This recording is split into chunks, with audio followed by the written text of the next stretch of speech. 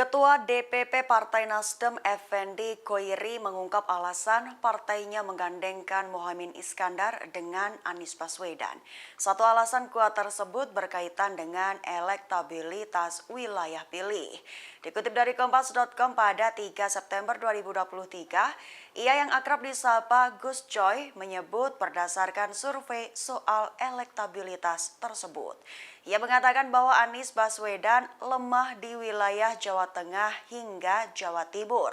Sehingga dengan menggandeng Muhaimin Iskandar, ia yakin kedua wilayah tersebut akan bisa ditembus. Bahkan Muhaimin Iskandar yang notabene adalah tokoh NU dan memiliki jaringan basis suara sampai ke desa-desa Jawa Timur dan Jawa Tengah.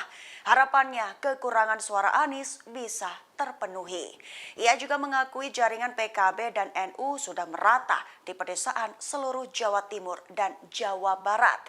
Sehingga Nasdem merasa tidak keberatan jika membuka tim sukses Anies Baswedan sampai ke desa-desa.